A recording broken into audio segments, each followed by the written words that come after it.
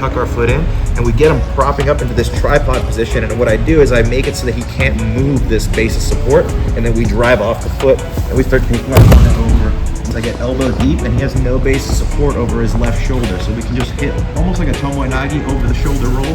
We take our partner over in this direction. Sumi gaeshi is so popular because it's such an effective technique, and there are so many variations of it, and we see it in gi and no gi.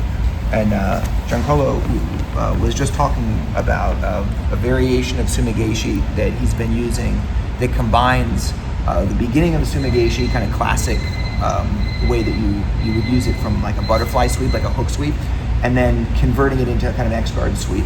And in many ways, it's kind of like the best of both worlds, especially when the guy bases and starts to get up above you. So yeah. So we'll look at a variation of Sumi gaeshi where we'll work with the overhook. So can I do it on this side? Yeah.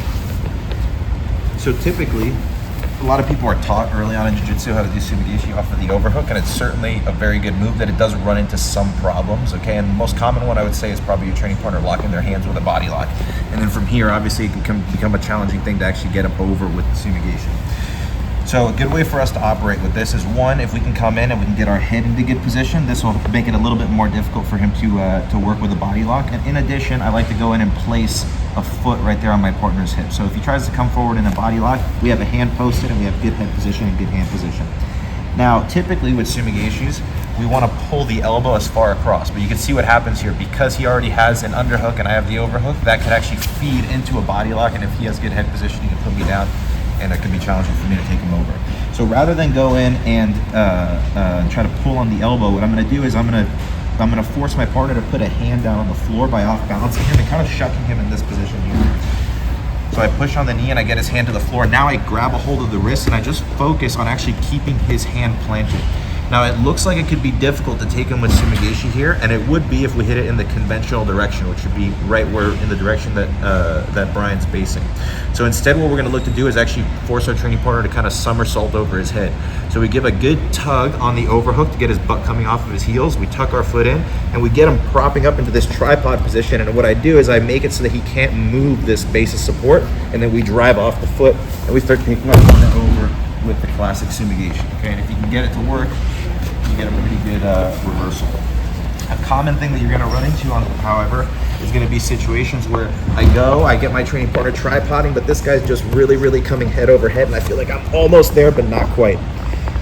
So when I get to this position, from here, what we're going to do is we're going to convert to a scoop on the leg, and I'm going to start taking my training partner over in this direction and feed my feet into this X-guard position. Now from here, I'm underneath my opponent's legs. I get elbow deep, and he has no base of support over his left shoulder. So we can just hit almost like a tomoe nagi over the shoulder roll. We take our partner over in this direction. I'm gonna finish up on top, ideally, in a chest-to-chest position. Okay, so we take advantage of the overhook. We're gonna get him with the conventional Sumi gaeshi. But because we have that overhook, we take his base of support out, convert to the X-guard, and then take him over the shoulder. that's awesome. I think like troubleshooting some of these, because you know everybody does learn these like basic entries to Sumi gaeshi, but you're always encountering people, especially people who are athletic. You start to lift and then their hips come up and now they're no longer on their knees, and it's so much harder to hit Sumi gaeshi when the guy's not on his knees. But when you're converting from this kind of standard lift to a situation where you've got both legs on the inside, it's so hard to stop. Yeah, 100%. And I think the biggest takeaway is just in general, you can always take advantage of a failed sweep, because usually the sweep fails because your training partner bases out, but that gives you extension of their limbs either at the arms or at the legs, so you can always take advantage of scooping legs, going in and attacking arms, things like that. Whenever you're working here and you're struggling with Sumi gaeshi, is a fantastic opportunity.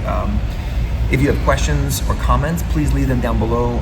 Anything that you've been up to you want to let people know about? You have your own YouTube channel, which we're going to put a link to down below. Yeah, YouTube channel, instructional is kind of the normal stuff, and then just pretty much in camp for ADCC.